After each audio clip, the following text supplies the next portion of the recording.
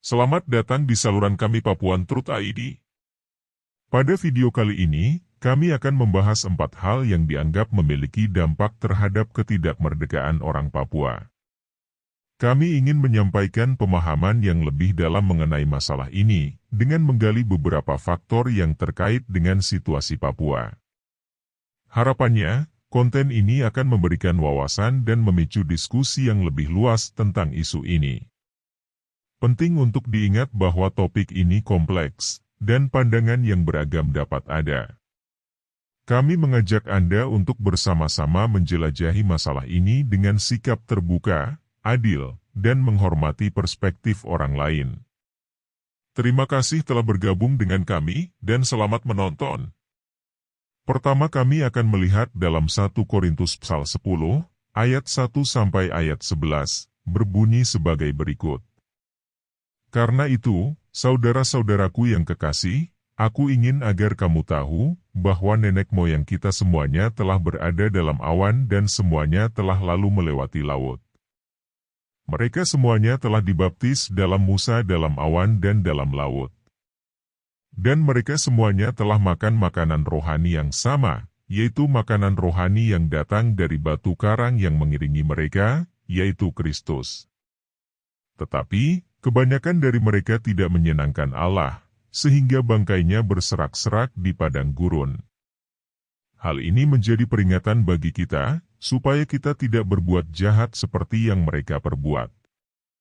Janganlah kamu menjadi penyembah berhala seperti beberapa orang dari mereka, sebagaimana ada tertulis, bangsa ini duduk untuk makan dan minum, kemudian berdiri untuk bermain-main. Janganlah kita berbuat zina seperti beberapa orang dari mereka berbuat zina, sehingga dalam sehari 23.000 orang tewas. Janganlah kita mencobai Kristus, seperti beberapa orang dari mereka mencobai dan binatang-binatang buas itu membinasakan mereka.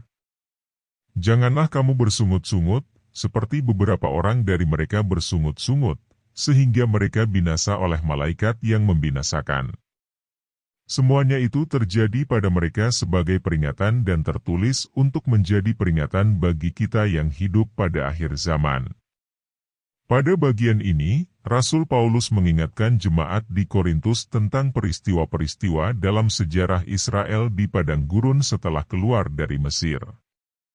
Dia menggambarkan bagaimana nenek moyang mereka telah mengalami berbagai pengalaman spiritual dan penyertaan Allah, termasuk dibaptis dalam Musa, melalui penyeberangan Laut Merah, dan menerima makanan rohani yang diberikan oleh Allah, dari batu karang yang mengiringi mereka.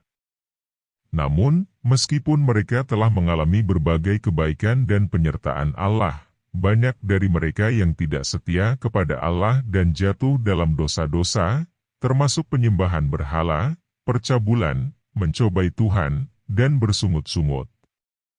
Akibat dari perilaku mereka yang durhaka, banyak dari mereka yang mati di padang gurun. Rasul Paulus mengambil peristiwa-peristiwa ini sebagai peringatan bagi jemaat Korintus dan juga bagi kita sebagai pengikut Kristus pada masa kini.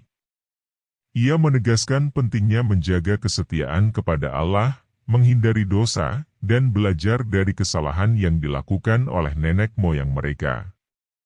Ayat-ayat ini mengajarkan kita tentang pentingnya hidup dalam ketaatan kepada Allah, menghindari dosa-dosa yang telah dijelaskan, dan mengambil peringatan dari sejarah untuk memperkuat iman dan kesetiaan kita. Tetapi ingat di dalam perjanjian lama bahwa Israel tidak masuk ke tanah perjanjian karena mereka melanggar beberapa hal ini. 1. Bangsa Israel membuat patung lembu yang terbuat dari emas. Melanggar 10 perintah Allah, Keluaran pasal 20, ayat 45. 2. Bangsa Israel kemasukan nafsu rakus dan bersungut-sungut kepada Tuhan dan meminta daging, Bilangan pasal 11, ayat April 15. 3. Bangsa Israel mengembara selama 40 tahun untuk mendidik merendahkan mereka yang tidak taat, Ulangan pasal 8, ayat 2, 3. 4. Raja Salomo memperistri perempuan dari bangsa asing padahal Tuhan sudah melarang itu. 1 Raja-Raja pasal 11, ayat 1-11. Israel sebagai suatu peringatan dan Papua sebagai suatu kegenapan. Dari firman 1 Korintus 10:1-11 ini kita bisa belajar 4 hal yang membuat orang Israel itu gagal masuk tanah perjanjian untuk menerima janji Tuhan. 1. Mereka jatuh dalam dosa penyembahan berhala. 2. Mereka jatuh dalam dosa seksual. 3. Mereka jatuh dalam dosa karena mencobai Tuhan menggunakan firman untuk membenarkan demi kebutuhan pribadi. 4. Mereka gagal karena dosa bersungut-sungut, tidak pernah puas dengan keadaan dan tidak ada ucapan syukur. Dalam konteks agama Kristen, dosa adalah pelanggaran terhadap kehendak Allah dan prinsip-prinsipnya. Dalam Alkitab, termasuk dalam kitab Kejadian, ada pengajaran mengenai dosa dan akibat-akibatnya dalam kehidupan manusia. Berikut adalah penjelasan umum mengenai pernyataan dan hal-hal tersebut dapat berhubungan dengan individu atau kelompok tertentu, termasuk orang Papua. 1. Dosa penyembahan berhala. Penyembahan berhala adalah ketika seseorang atau suatu kelompok mengangkat sesuatu selain Allah sebagai objek ibadah atau penyembahan. Ini bisa mencakup penyembahan terhadap patung, harta benda, atau konsep-konsep yang menggantikan posisi Allah dalam kehidupan seseorang. Jika ada individu atau kelompok yang terjerumus dalam penyembahan berhala, itu dianggap sebagai dosa menurut ajaran Kristen. 2. Dosa seksual. Dalam konteks Kristen, dosa seksual mencakup pelanggaran terhadap prinsip-prinsip moral yang ditetapkan oleh Allah mengenai hubungan seksual. Ini termasuk perselingkuhan, pornografi, perzinahan, dan praktik-praktik seksual yang bertentangan dengan ajaran Alkitab. Dalam hal ini, dosa seksual merujuk pada pelanggaran prinsip-prinsip moral yang terkait dengan seksualitas manusia. 3. Menggunakan firman untuk membenarkan demi kebutuhan pribadi. Ini merujuk pada penyalahgunaan firman Allah untuk membenarkan atau mempertahankan tindakan atau keputusan yang bertentangan dengan prinsip-prinsip moral atau kehendak Allah. Ketika seseorang mencoba memutarbalikkan atau mengabaikan ajaran firman Allah untuk memenuhi kebutuhan atau keinginan pribadi, itu dianggap sebagai dosa menurut ajaran Kristen.